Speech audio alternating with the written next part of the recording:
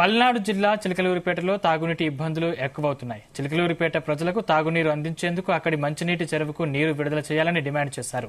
ఈ విషయంలో కలెక్టర్ చొరవ తీసుకుని నీరు విడుదల చేయాలన్నారు. తద్వారా ప్రజల దాహార్తిని తీర్చాలన్నారు. మంత్రి విడుదల రజని చిలకలూరిపేట మొత్తాన్ని దోచుకుని అవినీతి డబ్బును గుంటూరులో ఖర్చు పెడుతున్నారని పుల్లారావు ఆరోపించారు. ఈ నేపథ్యంలోనే చిలకలూరిపేట మున్సిపాలిటీ పరిధిలోని మంచినీటి చెరువుని పరిశీలించారు మాజీ మంత్రి ప్రత్తిపాటి పుల్లారావు.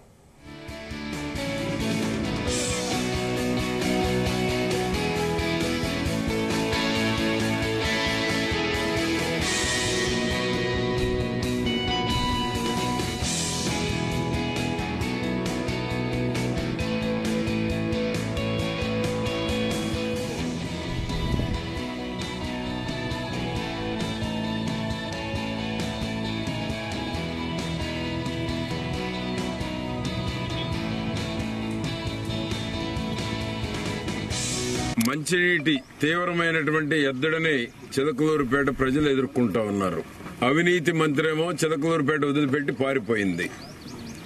ఓట్లేసిన ప్రజలు ఎవరిని అడగాలో అర్థం కాని పరిస్థితుల్లో ఉన్నారు. కాలువ నీళ్లు వదిలామని చెప్తున్నారు. నాగార్జున సాగర్ కుడి కాలువ త్రాగునీటి కోసమే 5 టీఎంసీలు వదిలామని 3 టీఎంసీలు వదిలామని పేపర్లోనే బ్రహ్మాండంగా వస్తున్నాయి. ఇక్కడ చూస్తేనేమో ఇంజన్లు పైపులు అన్ని రెడీ చేశారు వారం రోజుల క్రితమే. కానీ చెరువులోకి నీరు మాత్రం ఇంతవరకు ప్రవేశించాల.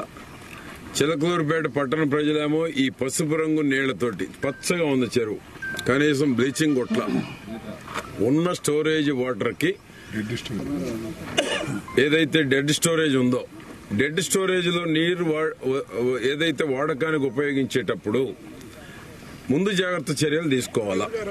వాటర్ పసుపు రంగుగా మారకుండా ఉండటానికి, ఈ వాటర్ వాడినందువలన అనారోగ్య పరిస్థితులు పట్టణ ప్రజలకు రాకుండా ఉండటానికి పేదలు నిరుపేదలు వాడేటువంటి ఈ నీరు, ఎందుకంటే బ్లీచింగ్ పౌడర్ గాని ముందస్తు కెమికల్స్ గాని వాడి ఎక్కడ కూడా ఈ వాటర్ వలన అంటువ్యాధులు జ్వరాలు విష జ్వరాల బారిన పడకుండా పట్టణ ప్రజలను కాపాడవలసినటువంటి బాధ్యత ప్రభుత్వం మీద ఉంది. చిలకలూరిపేట ఎప్పుడో వేసవికాలం వస్తుందా?